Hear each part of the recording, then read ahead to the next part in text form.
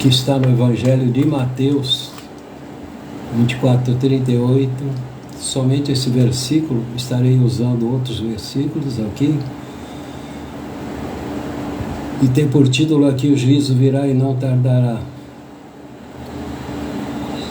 Porquanto, assim como nos dias anteriores ao dilúvio, comiam, bebiam, casavam e davam-se em casamento, até ao dia em que Noé entrou na arca. Então, o título aqui: o juízo virá e não tardará. Precisamos estar atento aos avisos proféticos. E a palavra do Senhor, a Bíblia, ela é inerrante, significa não tem erros. Tudo que está escrito, coisas já se cumpriram, coisas estão se cumprindo e coisas virão se cumprir. E algo que vai estar se cumprindo está na eminência de acontecer. A qualquer momento está na eminência de acontecer. O texto diz aqui: nos dias anteriores ao dilúvio, comiam, bebiam, casavam, davam-se casamento, até ao dia em que Noé entrou na arca. Então, entendemos aqui que Noé estava em plena construção da arca, e Noé era um pregoeiro do Senhor. Ele estava construindo a arca, mas também não se limitava só a construir a arca. Ele estava dizendo por que ele estava construindo a arca e o que aconteceria após a construção da arca. Era um aviso que ele estava dando. E precisamos dar importância aos avisos proféticos, porque o povo daquele tempo não deu atenção ao que Noé estava alertando. Não acreditavam no que ele estava alertando. E muitos até zombavam. Durou quase 120 anos ali para construir aquela arca muito grande. A princípio, certamente, zombaram muito, e durante a construção ela foi tomando forma, né? Estava já quase pronta, mas mesmo assim eles não acreditavam. Está quase pronta, está quase no momento de acontecer o grande dilúvio que vai inundar toda a terra. Mas o povo desacreditava, mesmo porque essa arca foi construída numa região onde não tinha mar, tinha rios estreitos, que essa arca jamais poderia navegar ali no rio estreito, e o mar estava distante, muito distante. Então eles estavam tendo Noé como se fosse um doido, pregando algo que viria inundar a terra, ou entendendo que ele até estava agindo como um doido, como um louco. Mas eles não perdiam por esperar, não é? Então temos que saber que a vinda do Senhor Jesus será inesperada. Estamos nos tempos da vinda de Jesus. Mateus 24:36 diz: mas daquele dia e hora ninguém sabe, nem os anjos do céu, mas unicamente meu Pai. Quando Jesus disse isso, Jesus estava como homem. Ele teve que se encarnar, se fazer como homem. para poder ser o perfeito sacrifício, para derramar o seu sangue, para fazer expiação pelo nosso pecado, pecado da natureza adâmica. Não é o pecado venial, é o pecado da natureza adâmica, para que o homem seja limpo desse pecado, e só o sangue de Cristo poderia purificar o homem desse pecado, e com isso seu espírito que estava mortificado poder, como diz, ressuscitar pelo mesmo poder que ressuscitou a Cristo. É uma operação do Espírito Santo. E Jesus, como homem, a encarnação limitou seus poderes. Então, incluindo ali o atributo do conhecimento, da presciência, da onisciência. Jesus estava totalmente ali sendo operado ali. Quem operava em Jesus era o Espírito Santo. Quem agia em Jesus era o Espírito Santo. Tudo que Jesus pregava tinha a direção do Espírito Santo. Tudo que Jesus curava era pelo poder do Espírito Santo. E o atributo do conhecimento que ele não tinha, ele, na condição que ele estava, ele não sabia. Ele falou. Como homem, ele não sabia.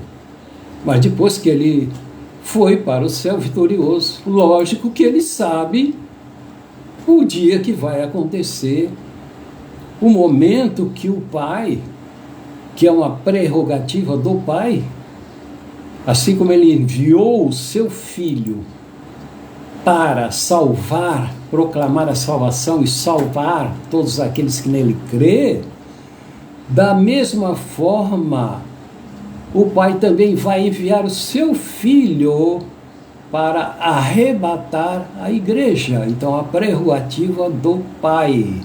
Jesus sabe, mas qual vai ser o dia? Pois são uma trindade dentro de uma mesma essência. Então, ele sabe, não está mais como o homem. Mas a prerrogativa de enviar o Filho é do Pai. Então, ele sabe a hora que ele vai vir, a hora que o Pai o enviar. Tá? Então, temos que saber que a vinda de Jesus, ela é inevitável, porque a Escritura diz isso. E como a Bíblia é inerrante, não tem erro, ela vai acontecer a qualquer momento. E Jesus, ele fala aqui, em Mateus 24, 37, que diz: e como foi nos dias de Noé, assim será também a vinda do Filho do Homem. Como foi nos dias de Noé, assim será também a vida do Filho do Homem. Então vocês sabem que foi um momento surpreendente, surpreendeu a todos. Ninguém acreditava no que Noé pregava. Mas eles tinham lá um sinal. A arca estava pronta. A arca estava pronta. Eles deviam pensar que aquilo não foi construído em vão. Que Noé não ficou 120 anos ali construindo aquele enorme barco, simplesmente a troco de nada. Mas eles estavam tão absorvidos na carnalidade que não estavam dando a atenção aos avisos proféticos que Noé estava passando para eles. Então há o fator surpresa. Eles foram pegos ali no fator surpresa. Por quê? Porque não ouviram o pregoeiro da justiça, não ouviram Noé. E nós temos sido pregoeiros da justiça, estamos pregando sempre, nunca podemos deixar de estar alertando Por isso que eu não estou aqui pregando doutrina de homem, que é doutrina de prosperidade, é doutrina de homem. Doutrina de homem, doutrina de prosperidade, doutrina de homem não é doutrina de Deus. E faz com que a igreja fique voltada ao materialismo e não ao espiritualismo. E isso vai fazer muitos também entrar no fator surpresa. Porque quem está no materialismo está na carnalidade. Então são profecias que estão prestes a se cumprir. Prestes a se cumprir. Então temos que saber que a vinda de Jesus já está preparada. Ele já nos preparou lugar. Que lugar é esse? Que lugar é esse? Na casa de meu pai há muitas moradas. Aí muitos pensam, não, é lá no céu. Nós vamos todos para o céu. Tem uma mansão para cada um lá no céu. Que coisa, que fantasia. Não é nada disso. Essas moradas é a nova Jerusalém. A Jerusalém que será a habitação da igreja do Senhor Jesus Cristo. Que virá na vinda de Jesus, essa Jerusalém celestial. Depois que a igreja for levada e ficar 7 anos lá no céu, aprendendo, 7 anos de aprendizado. 7 significa perfeição, um aprendizado na perfeição para estarmos servindo a Cristo no reino do milênio. Mateus 24, 38. Porquanto assim como nos dias anteriores ao dilúvio, comiam, bebiam, casavam e davam-se em casamento até o dia em que Noé entrou na arca. O que havia? Como era aquele tempo? Naquele tempo, antes do dilúvio, o clima era um só. Não chovia, mas diz que um vapor subia da terra. Significa que a terra é extremamente fértil, tinha muita fertilidade, comida à vontade. Muitos se deram à glutonaria, comiam, bebiam. Agora, casavam-se, davam em casamento, e alguém poderia dizer, não, eles podiam dizer, estavam casados, estavam certos. Não, mas o texto aqui não significa casamento, né, entre homem e mulher, não. Aqui está falando de outra coisa. De outra coisa. De sexualidade. Licenciosidade na sexualidade. O sexo era profano, o sexo era algo que ia contra as naturezas. Ali havia coisas que há nos nossos tempos aí. Estavam estavam lá. Noé alertando, eles continuavam na festa. Estavam rindo. Foram advertidos. Quantos estão aí, né? Até mesmo quando houve uma pregação, eles ficam rindo. E que conversa. Vai rindo, vai rindo, vai rindo. O choro será eterno. Então riam de que Noé pregava uma destruição universal. Sim, seria universal. A água ia tomar toda a terra. E tomou. E tomou. Por que não chovia? Por que não chovia? E por que tinha um clima só na terra?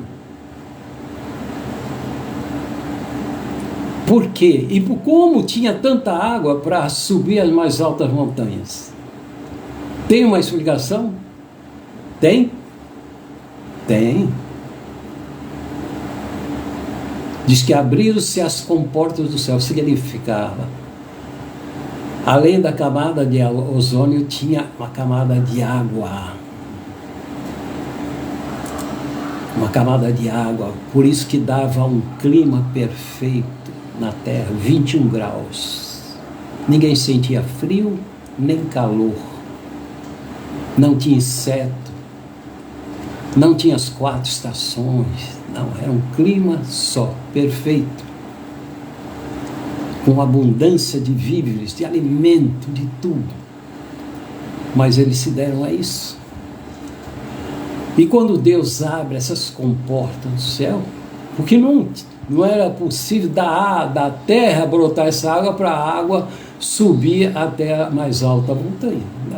Foi um evento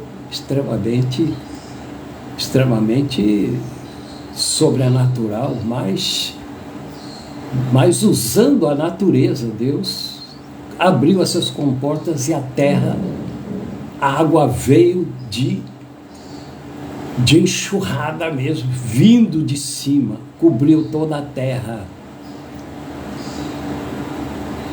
A arca foi tão bem construída que Deus estava no negócio e preservou, porque só 8 de milhões e milhões de pessoas, você imagina, 2000 anos de Adão até o dilúvio, quanta gente nasceu se a longevidade era grande? Pessoas tinham 500 anos, 600, 900 anos, 960 e poucos anos, como foi Matusalém. Então, a mortalidade era baixíssima e certamente havia milhares e milhares de pessoas. Mas, naqueles milhares e milhares de pessoas, só havia 8 pessoas que Deus preservou para poder entrar naquela arca. Noé certamente tinha muito conhecimento com os vizinhanças lá, aquelas coisas todas, mas o que Deus falou para Noé? Fecha, entra na arca toda, entrou todos aqueles animais, casais, um de cada espécie, levaram sementes, planta, tudo. E Deus fechou a arca por fora. Para quê? Porque quando a água começou a subir, o que eles fizeram? Tentaram fugir para as montanhas, não adiantou. As montanhas foram cobertas de água. Tentaram bater na arca. Noé, abre, Noé, abre a arca, Noé. Certamente Noé ali poderia ceder, né? Não, meus amigos estão batendo lá, vou abrir. Não, Deus fechou. A porta que Deus fecha, ninguém abre. Quando Deus fechar a porta da dispensação da graça, já era, ninguém entra mais. Então, com isso, ficou 40 dias e 40 noites. Levaram 1 ano para sair dessa água. Não foi assim. 40 dias, 40 noites, chovendo, as comportas caindo água à vontade, né? Para encher a terra mesmo. Deus destruiu toda aquele povo. Todos foram destruídos. Dessa forma também vai ser a parousia. O que é parousia? Quando fala da segunda vinda de Cristo, ela tem 2 situações. A primeira é parousia, quando Cristo vem até o céu espacial, né? Sabendo que tem 3 céus, o céu atmosférico, espacial e celestial. Ele vem somente até o espacial. Ninguém vai vê-lo aqui na Terra. Ninguém vai saber que ele está lá. Mas uma coisa vai acontecer. Muita gente, os escolhidos, não os muito chamados, mas os escolhidos, os que realmente serviram a Cristo com fidelidade e mantiveram o seu testemunho cristão, não foram omissos à obra do reino de Deus. Então esses vão subir, vão desaparecer,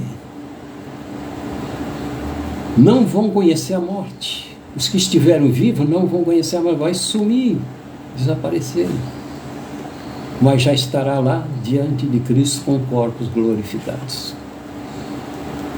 Os que já foram mortos, já foram, morreu só o corpo, desapareceu, mas no momento que Cristo vier primeiro, os que ficaram, que diz que dormem, Deus tem a identificação de cada um, né? A identificação atômica de cada um que morreu.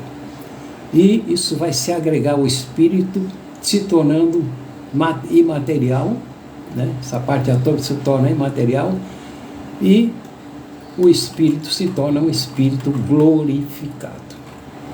Um espírito glorificado. Entendeu? E depois tem a epifania. Então, parousia para a igreja. A epifania é no final da grande tribulação, quando Cristo desce lá no monte e diz que todos os olhos o verão. Mas como todos os olhos verão? Todos que estiverem vivos, porque com a internet e a imprensa toda na grande tribulação vai estar focada lá. Vai estar toda focada lá. Vamos lá, vamos ver. Mas só serão salvos os que aceitaram o reino de Cristo na terra. Aceitaram o Cristo para reinar com ele aqui na terra, que é o povo de Israel e as nações da promessa de Abraão. Só. O restante vão perecer. Mais de 6 bilhões, 7 bilhões, fora os que morreram durante, milhares e milhares que morreram durante a tribulação. Todos irão para o lugar de tormento. Todos irão para o lugar de tormento.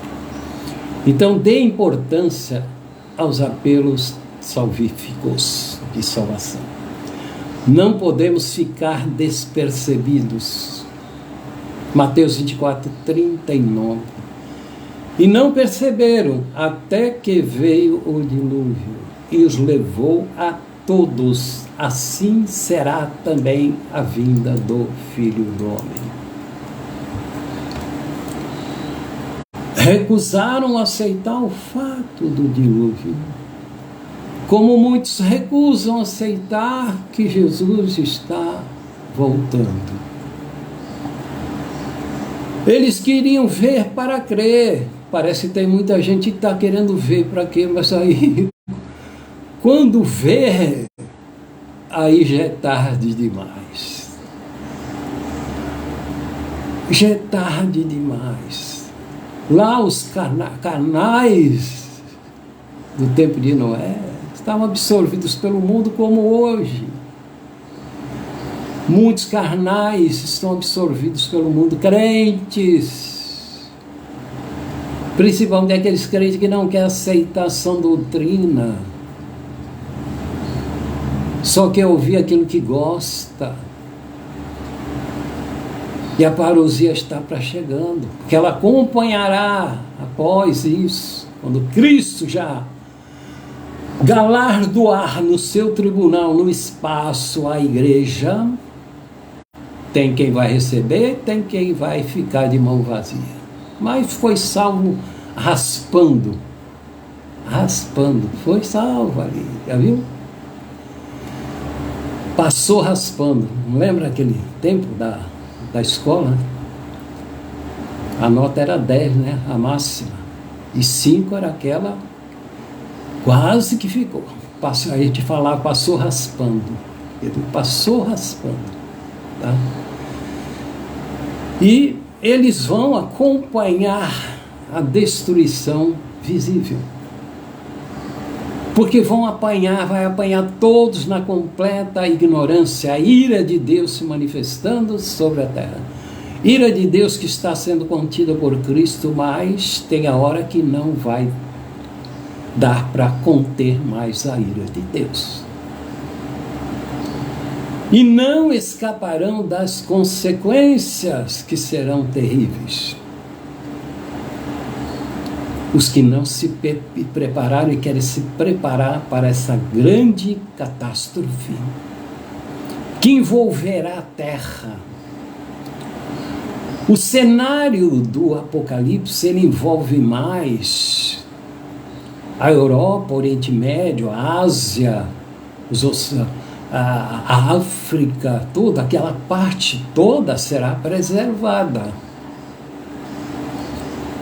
Mas terá os juízos de Deus ali. Agora, as Américas todas, desde lá do Canadá até o sul, da Argentina, todos foram evangelizados. O evangelho chegou a todos. Esses lugares serão destruídos porque eles não estão no cenário do Apocalipse. Então quem ficou vai sofrer os efeitos catastróficos da natureza, da violência que virá, da fome que virá. Vai ser terrível e todos irão perecer de uma forma ou de outra. Estão entendendo? Para aquele que fica aí em cima do muro, né?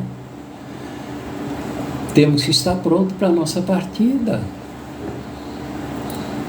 Mateus 24:40 diz: então, estando dois no campo, será levado um e deixado o outro. Isto aí envolve o tempo presente. E ocupações diárias todos têm, e deve ter ocupações diárias. Porque Deus repreende o preguiçoso. Mesmo lá em Provérbios diz: vai ter com a formiga o preguiçoso. Usando o exemplo da formiga. Então, mostra que um escapará e outro não escapará.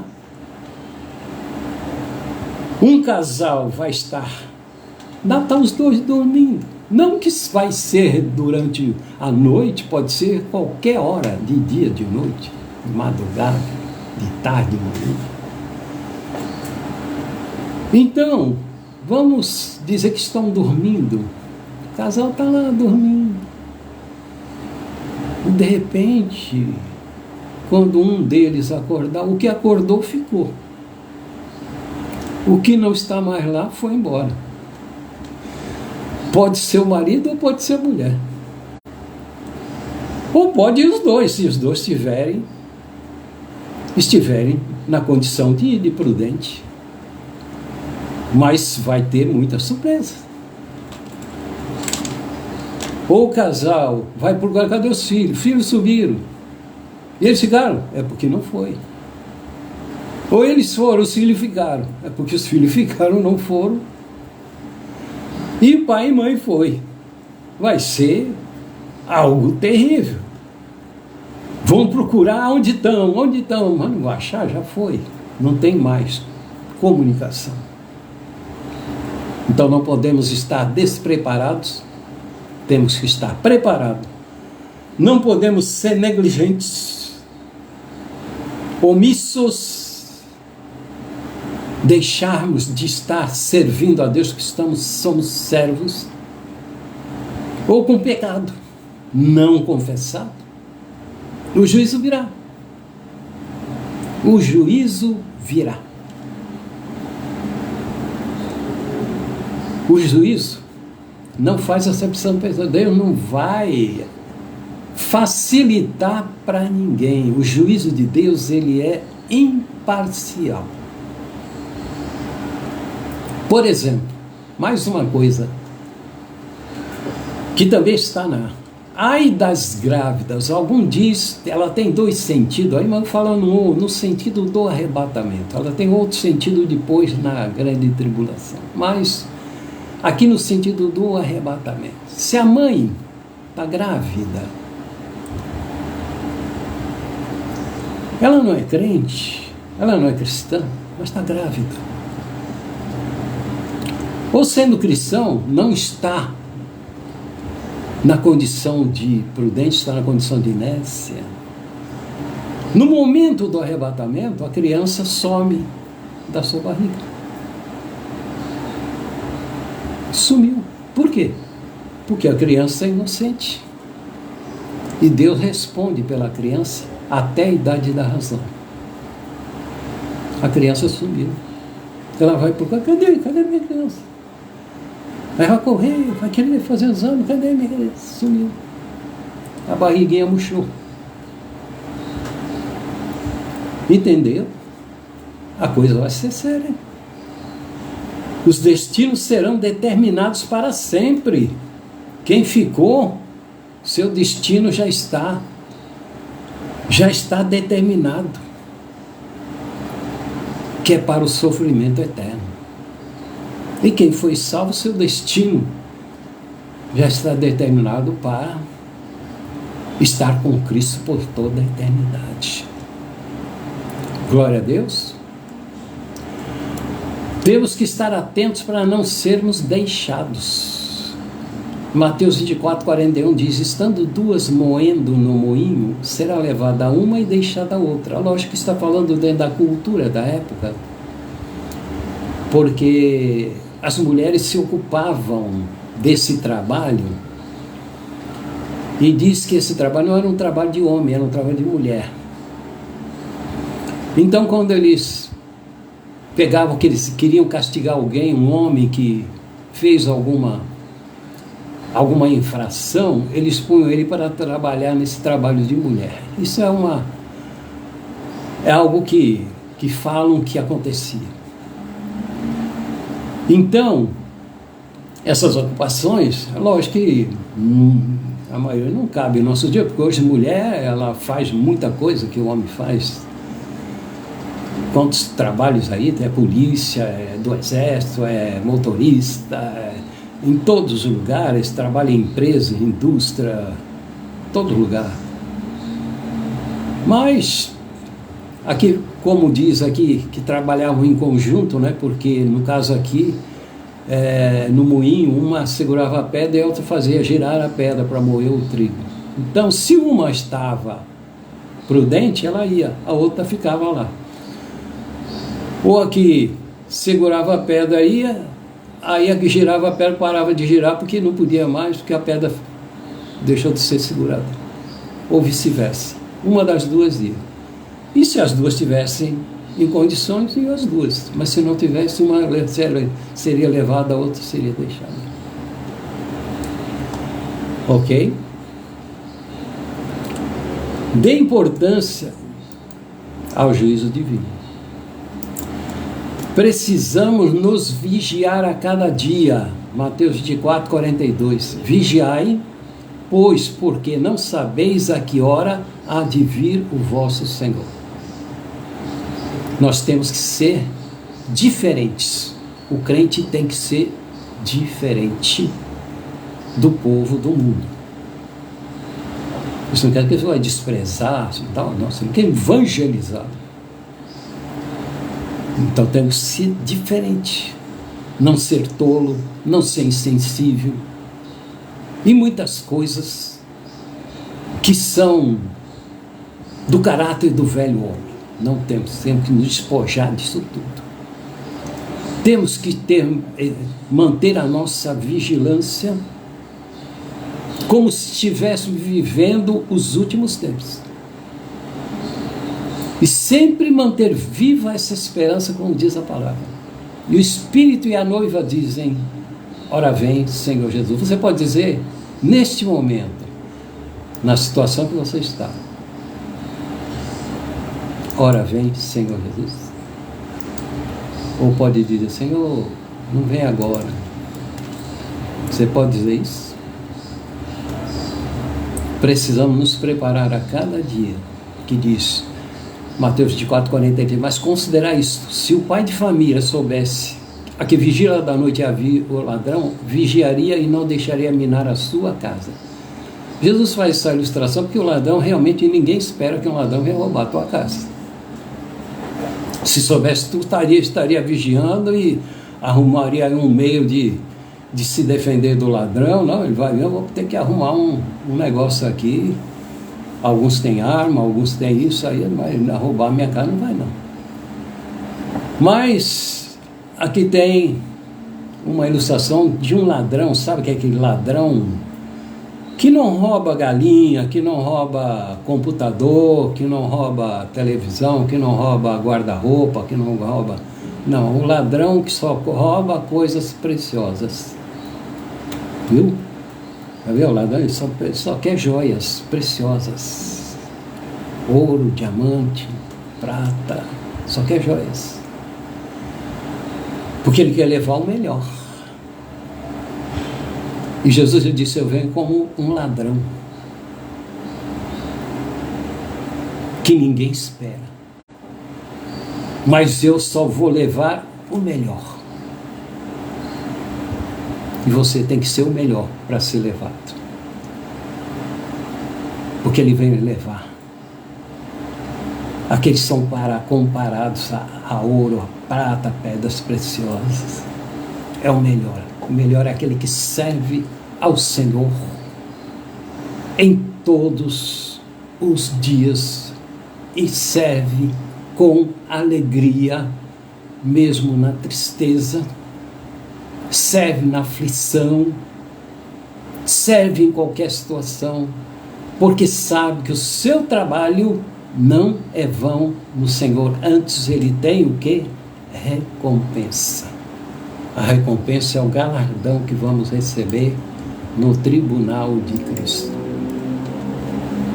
Precisamos estar percebidos a cada dia, 24:44. Por isso, estáis vós apercebidos também, porque o Filho do Homem há de vir à hora em que não penseis. Você está pensando. Então é uma ação inesperada. Podemos estar e devemos estar ocupados com as nossas ações diárias, mas nós não podemos esquecer também de estar ocupado com coisas do reino para não sermos omissos, porque omissão é pecado. Jesus vai pegar muitos em profundo sono, sono da indolência.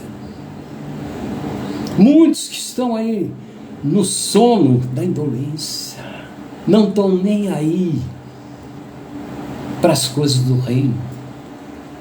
E quando abrirem os olhos, o mundo que eles vão ver não será mais o mesmo. Porque um povo fiel e obediente desapareceu da terra. O translado já ocorreu. E aí, o que vai fazer?